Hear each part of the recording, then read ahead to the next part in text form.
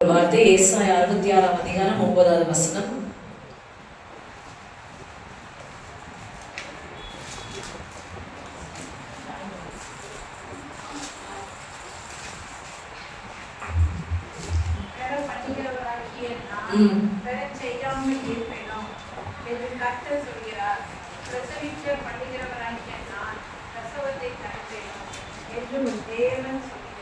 ஆமென், ஹல்லேலூயா.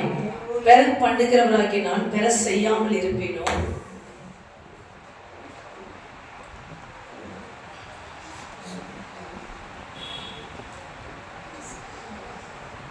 ஹல்லேலூயா.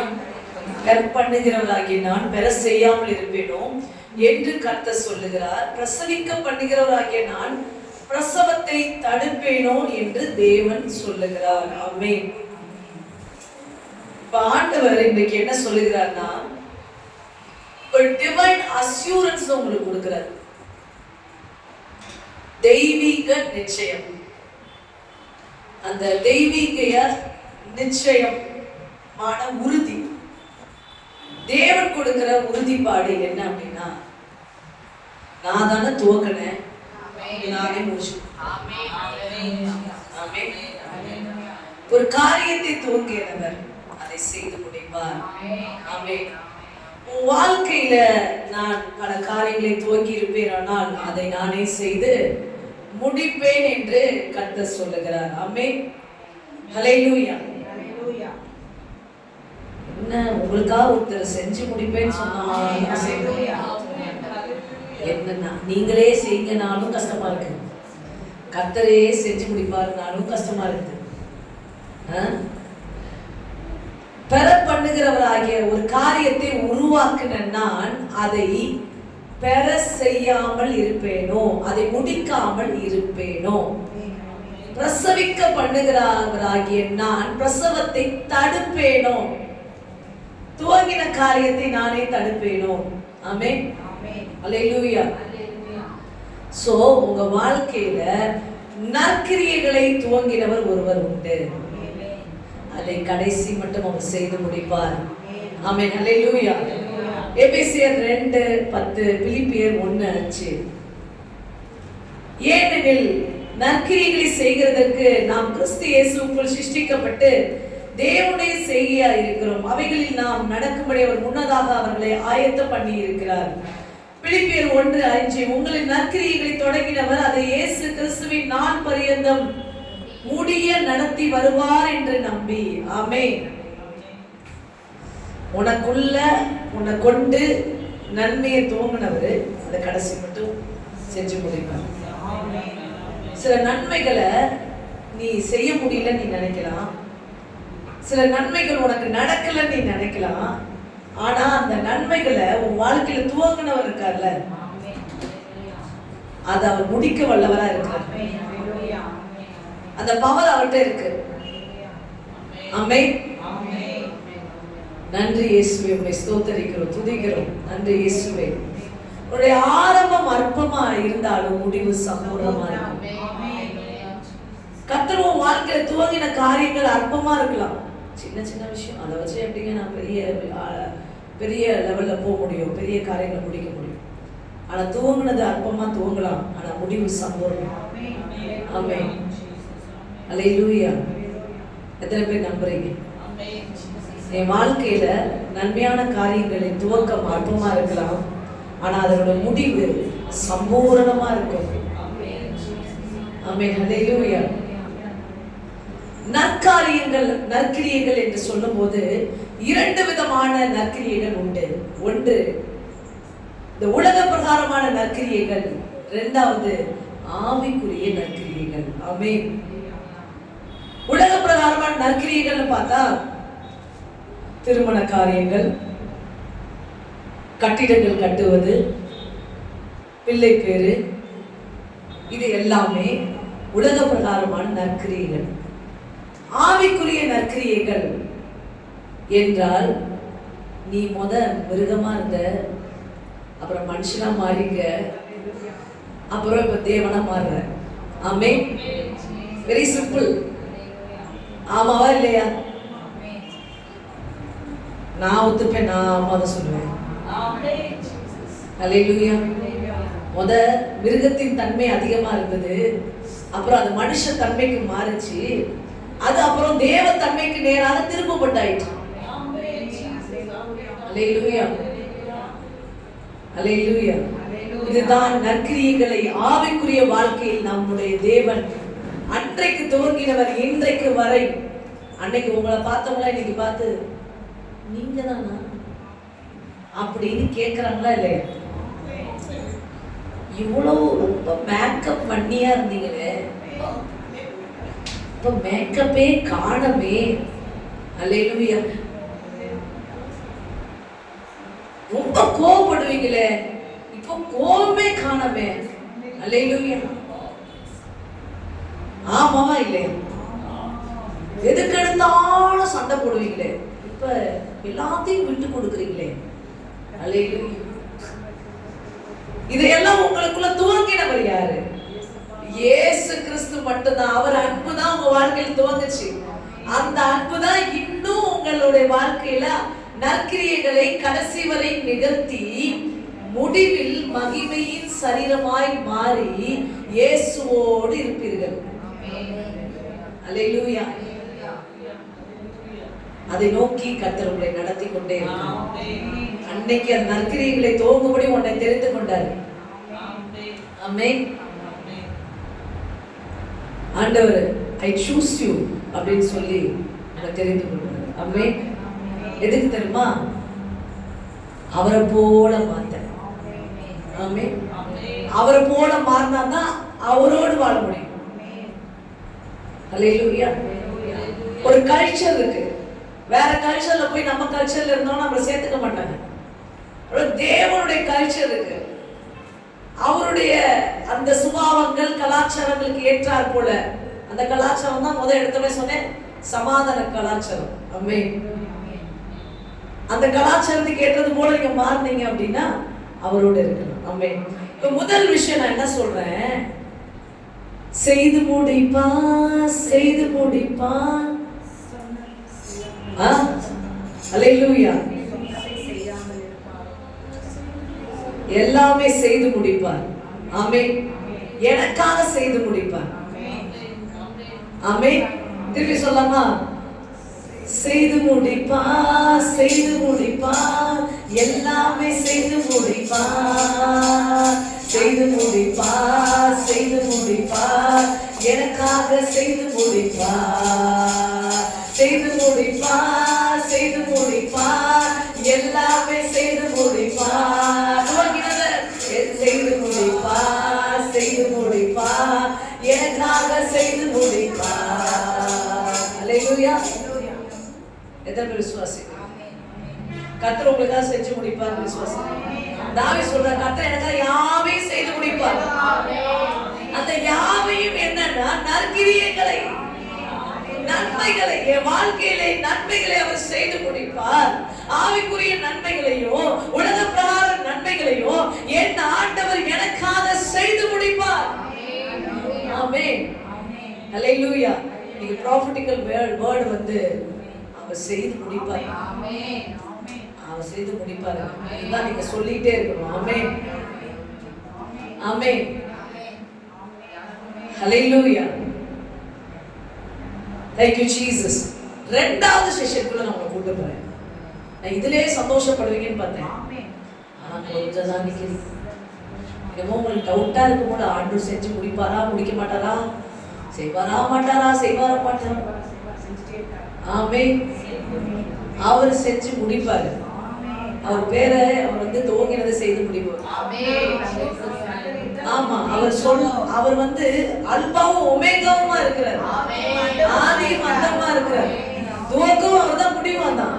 துவங்கினது அவர் தான் அப்படின்னா முடிக்கிறதும் அவர் தான். ஆமென். ஹல்லேலூயா. ஹல்லேலூயா. உங்க வாழ்க்கையில உங்களுக்கு ஒரு உறவை கொடுத்து துவங்கினது அவர் தான், அது கடைசி மட்டும் நடந்து முடிக்கிறது அவர் தான். உங்க வாழ்க்கையில ஒரு நன்மையை கொடுத்து துவங்குறவர் அவர்னா அது கடைசி மட்டும் நடந்து முடிக்கிற அவர் தான். நான் எப்படி முடிப்பேனோ தெரியலங்க, எனக்கு தெரியலங்க, இது எப்படி செஞ்சு முடிப்பேனோ தெரியல. நீங்க செய்யவே முடியாதுன்னு தான் அவருக்கே தெரியுமே. ஆமென். எந்த மனுஷனாலும் கூடாது, தேவனால் எல்லாம் கூடும். ஆமென். செய்து முடிப்பா, செய்து முடிப்பா, எல்லாமே செய்து முடிப்பா, செய்து முடிப்பா, செய்து முடிப்பா, எனக்காக செய்து முடிப்பா, செய்து முடிப்பா, செய்து முடிப்பா, எல்லாமே செய்து முடிப்பா, செய்து முடிப்பா, செய்து முடிப்பா, எனக்காக செய்து முடிப்பா. ஆமென். கர்த்தர் காரியத்தை கையில எடுத்துட்டா. நீங்க பாடும் போதே துதிக்கும் போதே எதையோ முன்னாடி வந்து ஆண்டு விடுவார். நீ துதிக்கும் போதே இப்ப சத்துரு ஐயோ போச்சு எழுப்பிட்டானா. சரி, 2வது செஷன்ல உங்களுக்கு சொல்றேன். இந்த வசனம் என்ன சொல்லுகிறது? பெற பண்ணுகிறவராகி நான் பெற செய்யாமல் இருப்பேனோ, பிரசவிக்க பண்ணுகிறவராகி நான் பிரசவத்தை தடுப்பேனோ அப்படின்னா எல்லாமே என் கண்ட்ரோல்ல தான் இருக்கு. ஹalleluya. ஆமா, தேவன் துவங்கிய காரியத்தோட கண்ட்ரோல் சுவிட்ச் யார்ட்ட இருக்கு அப்படின்னா, அவர் ஆரம்பிச்சார்ல, பட்டன் அமுத்துனார்ல, அந்த பட்டன் அமுத்துனார் பாத்தீங்களா, அவர் கண்ட்ரோல்ல தான் ஃபுல் சர்க்யூட்ஸ் இருக்கு, ஃபுல் ஆக்ஷன்ஸ் இருக்கு. ஹalleluya. தேவனுடைய கண்ட்ரோல், ஏன் கண்ட்ரோல் தான். நான் தான் உருவாக்குனேன், நான் தான் பிரசவிக்க பண்ண போறேன். ஆமென். நான் தான் உருவாக்குனேன், நான் தான் தடுக்க மாட்டேன். எல்லாமே ஏன் கண்ட்ரோல். ஆமென்.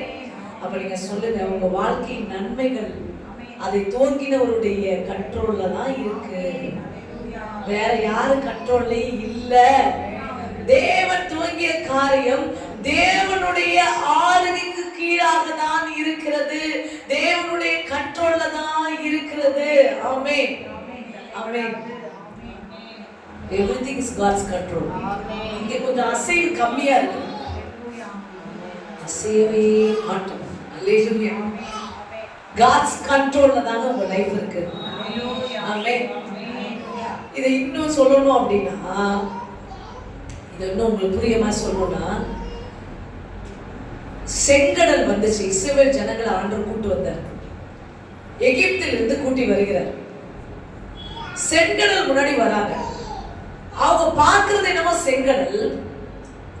அவங்களுடைய நினைப்பு, ஐயோ நம்ம கண்ட்ரோல மீறி போயிடுச்சு, நம்ம போற பாதைக்கு எதிர்ப்பா செங்கடல் நிக்குது, பின்னாடி பார்வோன் வரான், அதுவும் பலத்த சேனையோட வரான், கோபமா வரான், இங்கேயே அடிச்சு நம்ம கடல்ல தூக்கி போட்டுருவோம்.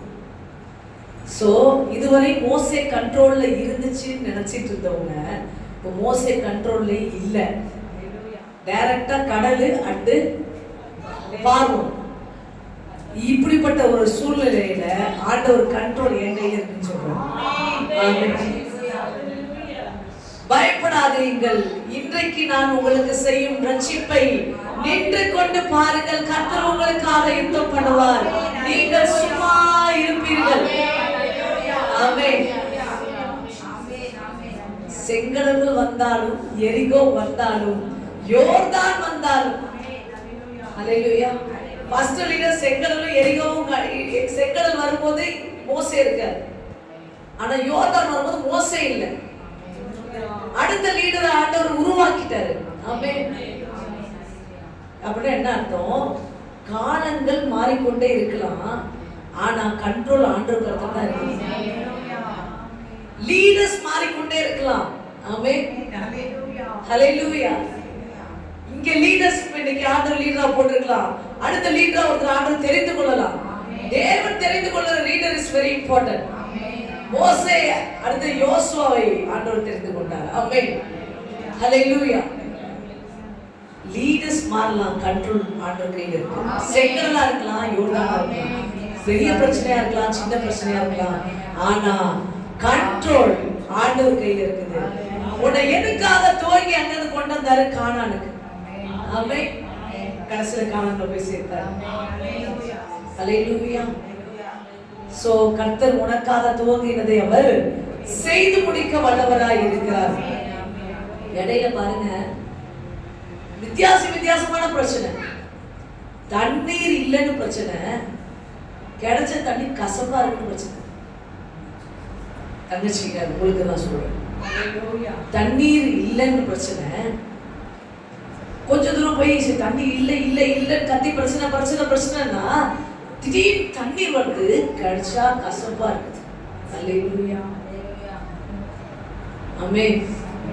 ஆனா அந்த கசப்பையும் மதுரமா மாத்திரவுடைய கண்ட்ரோல்ல தான் அந்த தண்ணீரே இருந்துச்சு. தண்ணீரை கொடுத்தவரும் அவர்தான், கசப்பா வச்சவரும் அவர்தான், மாத்திரவரும் அவர்தான். ஆமென், அல்லேலூயா. Everything is God's control. எல்லாம் உங்க கையில தான் இருக்குப்பா. ஆண்டவரே உங்க கையில தான் எல்லாமே இருக்கு. ஆமென். என் வாழ்க்கையின் சகல நன்மையும் என் ஆண்டவருடைய கரத்தோட ஆளுகையில தான் இருக்குது. ஆமென், ஹல்லேலூயா. நான் யார் கரத்தையும் தேட வேண்டியதில்லை, என் ஆண்டவருடைய கரத்தை நம்பி இருக்கிறேன். ஆமென், ஹல்லேலூயா. சோ புரிஞ்சுங்களா? சோ பிரச்சனைகள் வித்தியாசமா இருக்கலாம், எதிர்பார்க்காத விதமா இருக்கலாம். ஆனா பிரச்சனைகள் எப்படி வந்தாலும் உன்னை பயப்படுத்துற மாதிரி இருந்தாலும், செங்கல்லா இருந்தாலும் யோர்தானா இருந்தாலும் தண்ணீர் இல்ல, எப்படிப்பட்ட பிரச்சனை இருந்தாலும் ஓ மைண்ட்ல ஒண்ணு இருக்கணும், என்னுடைய வாழ்வின் நன்மையின் அந்த கண்ட்ரோல் ஆண்டவர் கையில தான் இருக்கு. என் வாழ்க்கையில வர அத்தனை சூழ்நிலையோட கண்ட்ரோலும் காட்ஸ் கண்ட்ரோல்ல தான் இருக்கு. ஆமென். எனக்கு இருக்கு சந்தோஷம், பல பேருக்கு இல்லையே. அல்லேலூயா. இது பரவாயில்ல, என்னை கொஞ்சம் உற்சாகப்படுத்துகிறாரு. ஆமென். என் இருதயம் கரை கூறுகிறது. ஆனா இங்கிட்டு நான் அசையவே மாட்டேன்றாங்க, என்ன நினைக்கிறாங்கன்னே தெரியலையே. அல்லேலூயா. கடவுளுடைய கண்ட்ரோல்ல தான் அப்படின்னு சொல்றேன். நீ சொல்ல போது உன் கண்ட்ரோல்ல கொண்டு வரணும்னு நினைக்காத, வெரி டேஞ்சரஸ். எதையுமே உன் கண்ட்ரோல்ல கொண்டு வரணும்னு நினைக்காத, உன்னால அதை நிர்வகிக்க முடியாது. Hallelujah.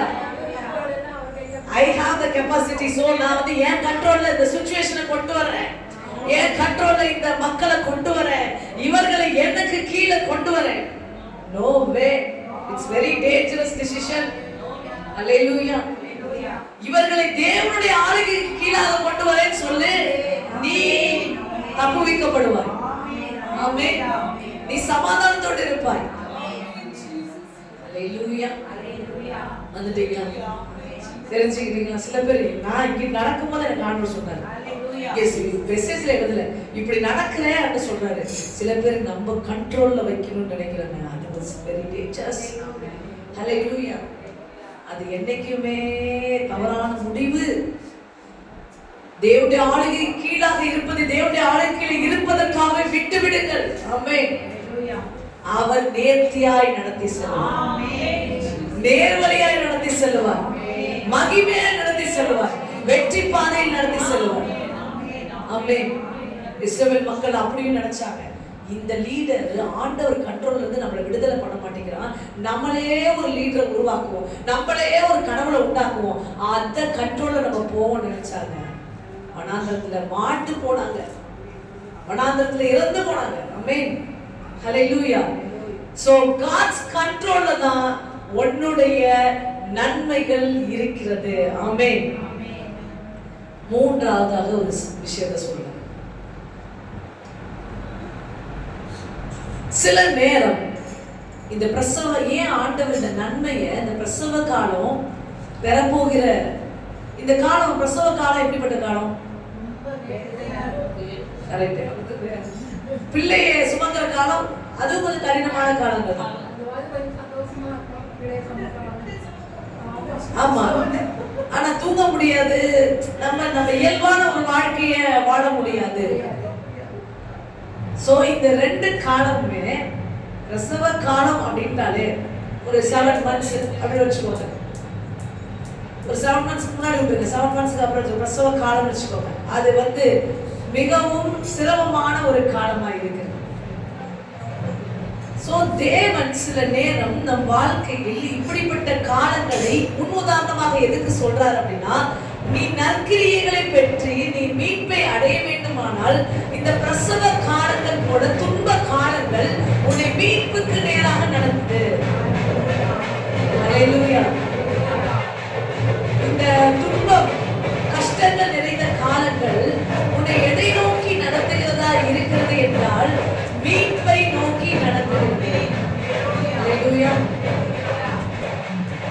40 வருஷம் வனாந்திரத்துல இருந்ததுனால ஏன் இப்ப அவங்க வந்து நேரம் காணானுக்கு போனாங்க, விசுவாசிக்கல, அவிசுவாசமா இருந்தாங்க. எகிப்துக்கு போறோம்னாங்க, ஆண்டவர் எகிப்துக்கு அனுப்பிச்சு விட்டுருக்கலாம்ல. அவங்க என்ன சொன்னாங்க, நாங்க திரும்பி எகிப்திலே இருந்திருக்கலாம், எகிப்துல எங்களுக்கு கல்லறை கிடைத்திருக்கும், இங்க வந்து ராட்சசன் கையில நாங்க சாகணுமா, இங்க வந்து காணல. ஆண்டவர் சொன்ன மாதிரி தேசம் இருந்த, படிச்சிருக்கீங்களா இல்லையா? ஆண்டவர் சொன்ன மாதிரி தேசம் இருந்தா கூட அதை நம்மளால பிடிக்க முடியாது, நாங்க எகிப்துக்கே திரும்புவோம் அப்படின்றாங்க. ஆண்டவர் ஆமா எல்லாம் இருந்துச்சு, நல்லா இருந்துச்சுட்டாங்க. உடனே ஆண்டவர் எகிப்துக்கு திருப்பி விட்டாரு. ஆனா இல்ல, வனாந்திரத்துக்கு அனுப்பி விட்டாரு. ஏன் தெரியுங்களா? அந்த துன்ப காலம் எதுக்கு தெரியுமா? நீ ரியலைஸ் ஆகுறது. ஹல்லேலூயா. அந்த வனாந்திர காலத்துல தன்னை தாழ்த்த வேண்டும், ஜனங்கள் தன்னை தாழ்த்த வேண்டும். ஆமென். நீ தாழ்த்தி மனம் திரும்பும் போது உனக்கு மீட்பு உண்டாகும். ஆமென். ஆமென். ஹல்லேலூயா. சோ மூன்றாவது உன் வாழ்க்கையில இப்படிப்பட்ட வனாந்திர காலம், துன்ப காலம் வருவதற்கு காரணம் உன்னை நீ இன்னும் தாழ்த்தல. ஹல்லேலூயா. ஹல்லேலூயா. இருக்கீங்களா? எல்லாரும் என்ன பார்க்கவும், உங்களை நீங்க தாழ்த்தாத வரை உங்கள் துன்ப காலம் நீங்காது. உங்களை தாழ்த்தி மனம் திரும்புங்கள். அதுக்குதான் அந்த வனாந்திர பீரியட். இப்ப இந்த நெருக்கத்துல, இந்த பிரசவ காலத்துல என்ன பண்ணுவீங்க? அந்த வலி வேதனையில என்ன பண்ணுவீங்க? கடவுளே காப்பாத்து. சும்மா இருக்கும்போது அப்படி கூடுவீங்களா? வலி வேதனை அதிகமாயிருச்சு, உச்சகட்ட வலி, ஐயோ காப்பாத்துங்க, கூக்கல் இடுவீங்க. அல்லேலூயா. இந்த வனாந்திர துன்ப காலங்களும் எதுக்கு? ஆண்டவரை நோக்கி கூக்கல் இட்டு நீ உன்னை தேவன் பக்கத்தில் திரும்புவதற்கு தான். ஆமென். அதுக்குதான் ஆண்டவர் இதை ஒரு உதாரணமாக சொல்றார். அல்லேலூயா. மூன்றாவது இந்த காரியத்தை தெரிந்து கொள்ளுங்கள். ஆண்டவர் சில துன்பமான காலங்களை நம் மனம் திரும்புதலுக்காக வைத்தார். ரொம்ப கஷ்டப்பட்டேன், நான் வந்து ரொம்ப கஷ்டப்பட்டேன். ஆனா அவ்வளவு கஷ்டமும் நம்ம மனம் திரும்புதல். அவங்க சொல்லல, நான் சொல்றேன். அவங்க சொல்லல, நான் சொல்றேன். நான் ரொம்ப கஷ்டப்பட்டதும் மனம் திரும்புதலுக்கு ஏதுவாக தான் என்னை மாற்றினது. அதுதான் தாவீது சொல்றாரு, நான் உபத்திரவப்பட்டது நல்லது. நீங்களே கொஞ்சம் சொல்லுங்க, நீங்களே உங்களை ஆராய்ச்சி பத்தி சொல்லுங்க. நீங்க கஷ்டப்பட்டீங்க, அது கடவுள் கொடுத்த கஷ்டமா?